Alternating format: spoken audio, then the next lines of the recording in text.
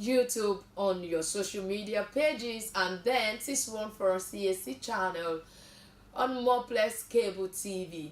As usual, I will serve you the breakfast show hot on this station. Okay, we have a lot of stories for you this morning, but before we go further, I am not alone in the studio. My name is Toke Bravo, and I am glad to be on the show this morning. With me, I have my colleague, one and only Peaceful Peace Magege. Just one and only peaceful peace. Good morning, Nigerians. It's a lovely day again to be here on the Breakfast Show to discuss all things Nigeria. Yes, at the end of the day, we want a country that works for the average Nigerian from top to bottom, like our former president gracefully put it. Yeah, the thing is that on every table, on every show, we have always endeavored to balance our conversation. Even though some people will think that, why argument? Some people, truthfully, we are in a state where we want our government to do better. It is only an enemy of Nigeria that would say the people are not hungry, that would say the people are not actually lamenting. But the truth is that in every conversation, it always must have two sides. And I believe that we're going to do that again this morning on the show because we have to talk about Nigeria and we have to set things right. It is compulsory for us to set things right. I welcome you once again to the show. We'll go on a quick break. When we come back, we have a lot of stories that made it to the front pages of the national dailies this morning, and we're going to talk about most of the stories. Stay with us, don't go anywhere.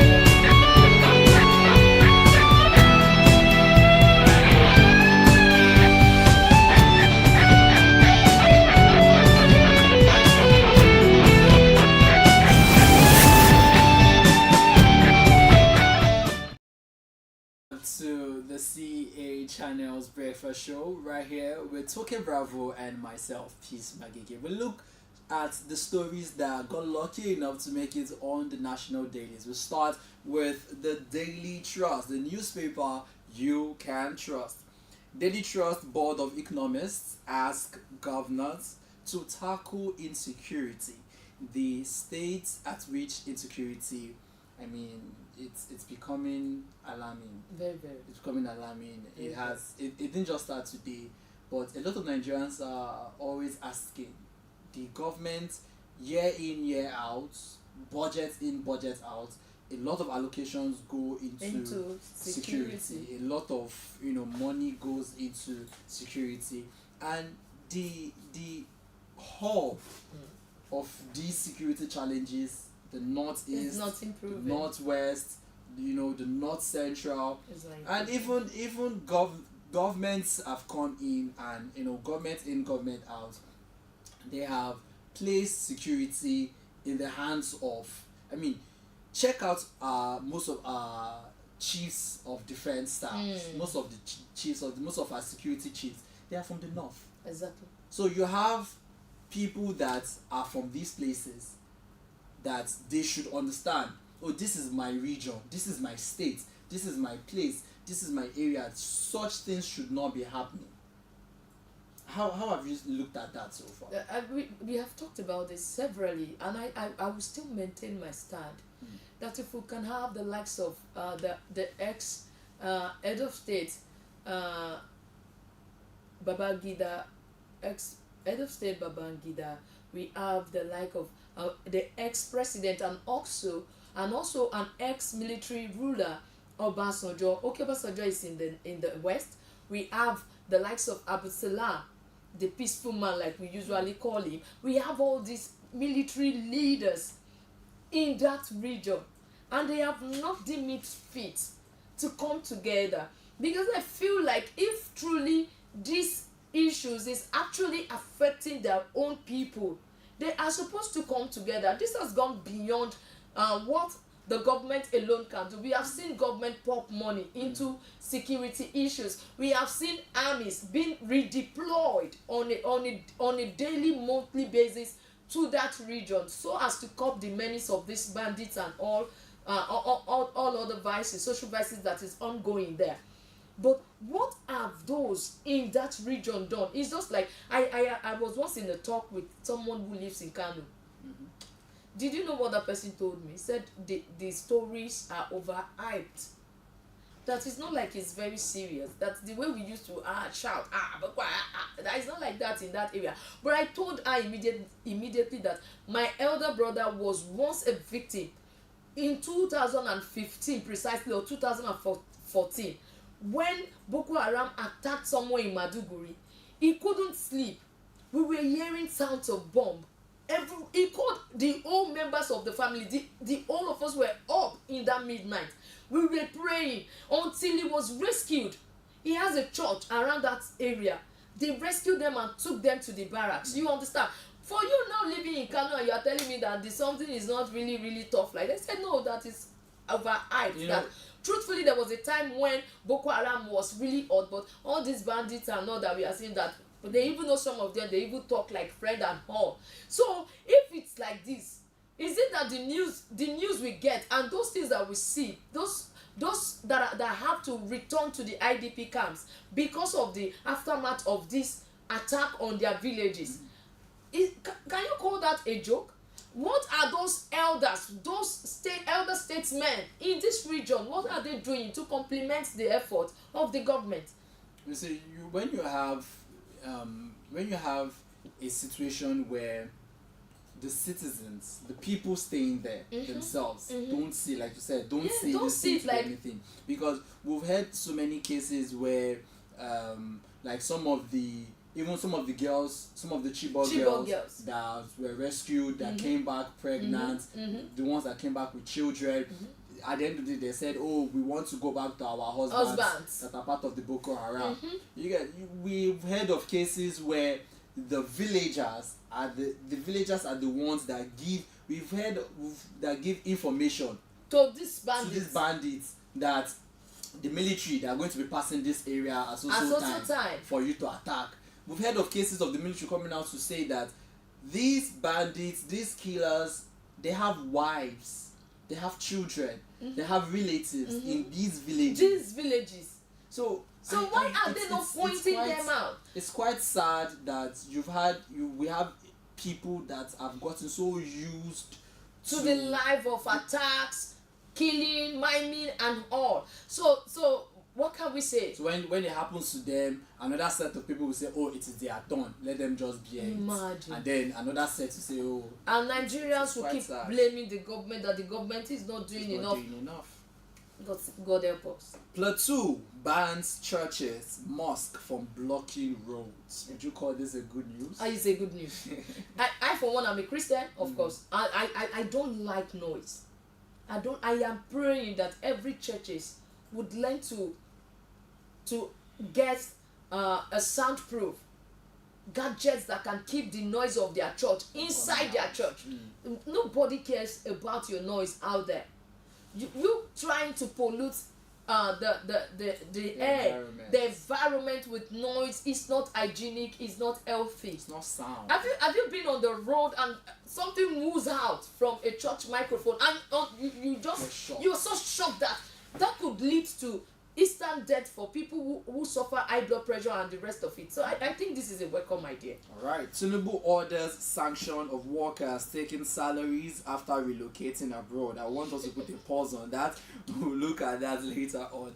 Headers reject Senate's bill on ranching. Coming from McBain, it says it's ill-conceived. Livestock Ministry best solution. Do you see, Mayeti Allah, the head of this McBain, the head of the commission, is saying that the best solution to this farmers herders clash and having cows on the road. You have a residential area, roads where citizens are meant to be driving through. We've seen it countless times. Cows will just block road. You see people, human beings living amongst animals. The Senate is saying that there should be a bill for ranching. In fact, I want us to look at that story, in completion. Let's look at it from the very beginning, because this one is I'm very concerned about it. There's been a point where I've almost been in an accident because cows were on the road and the driver was not careful enough. Thank God the driver was fast enough to control, but it was crazy. Pastoralists in Nigeria have rejected the National Ranches Commission Establishment Bill 2024, which has scaled a second reading at the Senate, saying it is a recipe for chaos because it will not address the protracted farmer-herder clashes in the country. The bill, sponsored by Senator Titus Zam, APC Benue Northwest, is aimed at establishing ranches for herders in their states of origin. It also proposed a 5-year jail term and 50,000 naira fine for defaulters when it eventually gets presidential assent and becomes an act of parliament. For this, personally, do you think Mr. President should assent this into law? I don't think so. Formerly, people actually take their cows everywhere. That was when everyone was living in peace. There was no elders. I mean, farmer elders clash. We don't see Boko Haram that will disguise as elders to attack villagers. You understand? We were cohabit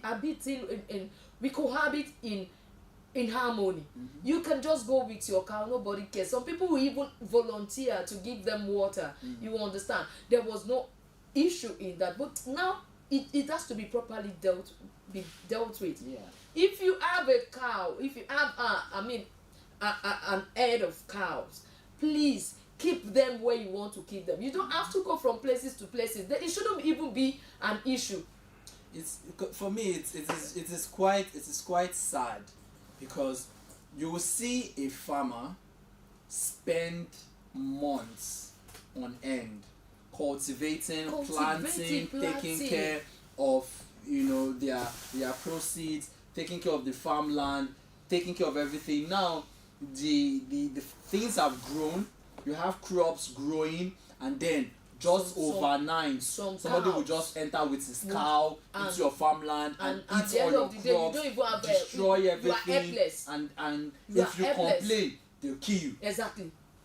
We've heard of cases like that. Let's call a spade a spade. It is quite sad. Of course. This bill for me should be assented by the president. And yet we are complaining about the increase in food and other things. When you spoil people's farm produce, they would always want to make their money. These are the reasons why things are very costly in the market. Some parts of the northern part, where they actually are involved in agriculture, cannot even farm because of the insecurity issues that they have. And at the end of the day, there is cows going to spoil some other farm produce in some other places where they don't have insecurity. I mean, where they don't have banditry and others. No matter what you do, these farmers will look for a way to get their money first. I really and the brunt is coming back on the citizens. This particular bill aims to set up ranches in each state of the federation. Set up ranches in each state of the federation, and also for the herders, they should go back to their state of origin and take care of their cows and everything there. I feel it will help Nigeria a whole lot, and it will really help this farmer-herder clash situation. When you have a community where you know that this is where cows belong, let them stay there, and this is where farmers belong, let them stay there. If you need to get crops for your cows, you need to get crops for your rams, you need to get crops for your sheep, plant it. Okay, let's plant it in the ranches. to an extent. I think I am I want to partly agree with this. Okay. That each state, but it has its disadvantages too. One of the disadvantages is that people who have cows in this state where there is no more land, one, you are giving the state a responsibility to start looking for space. Like Lagos, if they want to start building ranches and all, they will have to go back to places where they have designated to be a farm use. You understand? How many space like that do we have in Lagos? That's one. How many elders will agree to coexist, or is it to bring their cows together, or is it that they are going to build each ranch in each local government? I'm just trying to. When ranches okay, have it's a wide space. Cows are not like Nigerians that speak different languages. Of course. You understand? Okay. They are all animals and they speak one and language. they can actually stay on the ranch. And they can stay in but the how ranch. do you identify your own cow apart from? You have people staying in compounds that know how to separate their chicken from their neighbor's chicken. We have all of that. That's not no. Identification is not a problem. Identification is not a problem. Okay. People mark their cows. Okay, like after building the ranch, they could maybe put demarcation for people to buy space in the ranch. When you go to the market, let's take a market for example. You go to the market, you see this line of provision sellers selling almost the same thing. How do they identify? By their tables. This is my table. This is my. See. I feel. But do you think there will be peace with this bill? Yes. Okay. Yes, because let me, where I'm saying there will be peace is because it will stop a whole lot of havoc. You have there some time ago, in just this at Opik bus stop, at that Opik market there are people that come out and shade their vegetables outside, and all that. You will see cows, people walking around with these herders walking with their cows. You know you can't control the cows. Of course. When the cows see vegetable, then all they see is food. Yes. What they can do is go there and eat. Now a woman that woke up around 5 a.m. in the morning to go to mile 12. To go to Oyingbo, to go to different markets to buy these vegetables and then transport it down to Opik to sell. And now she has shaded her market to sell, and then cows will just come before the person controlling the cows. Would you even say go away from there? The cows have already eaten like 5,000 naira worth. And probably that's how would you tell that one to pay? No, you tell the other to pay. How would he pay? He was there. Why, if he had controlled this cows there's properly? nothing you can do. Let's be honest. You go and hold the elder by his waist and tell him to pay. No. Formally, you would have. Someone would have done that. See, you incur some debt. Your cow. There's nothing. But now you'll be scared because you know that person can just become anything. So all you can do is do shoo, and the cows don't hear shoo.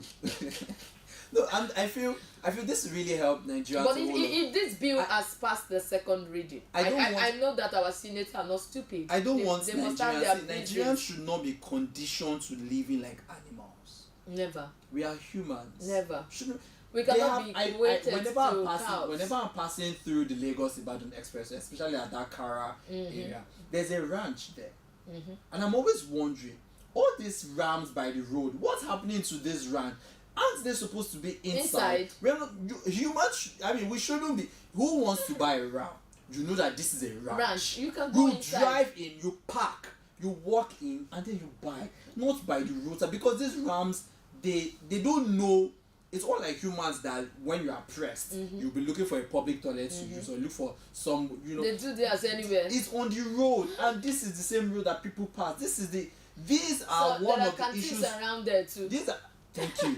And then you see people selling food around that same area, and you wonder why there is a major outbreak of cholera in the nation.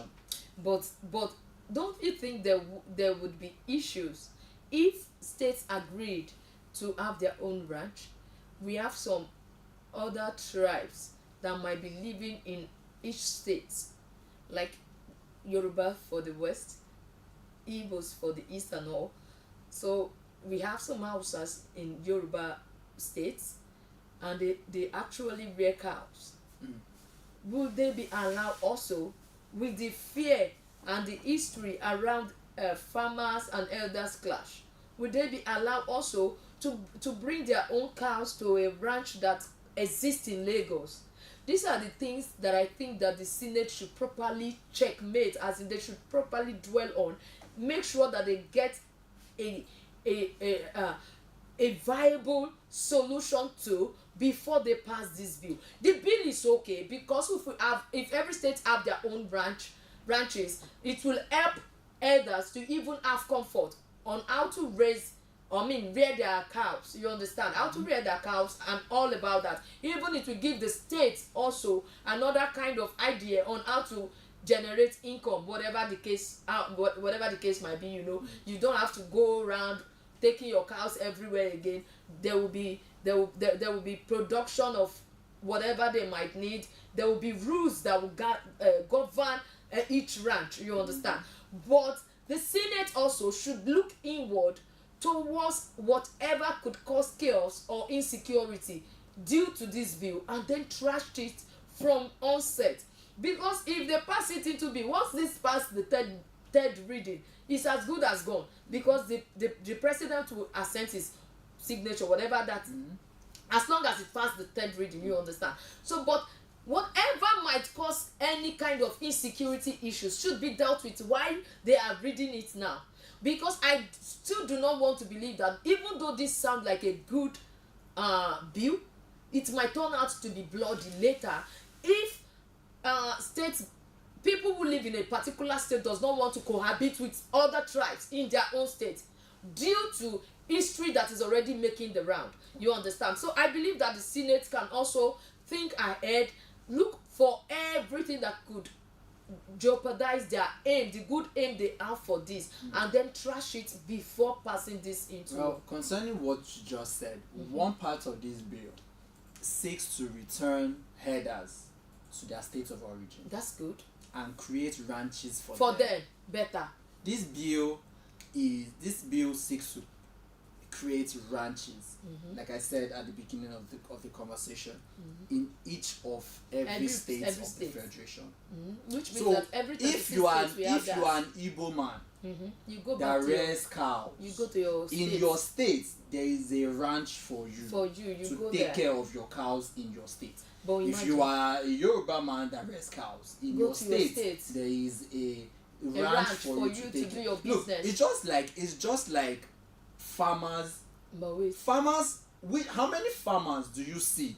Will you see a farmer leave his state and go to another state and just enter anybody's land? No way. And start cultivating? No, it doesn't happen. Even if you want to do that, you go there and you do the right thing, which is to meet whoever is there. And buy you purchase a land, and then you know that land belongs to you. Of course. So what this is aiming at, the genesis of this matter started with the issue of one of the senators in the House of Rep and Senator Godswill Akpabio, talking on this open grazing matter. You can't have, I mean, it is sad, and it is demoralizing, and it is very, very bad for a farmer to take his time to cultivate his farmland, take care of his crops, plants, take care of everything, and then overnight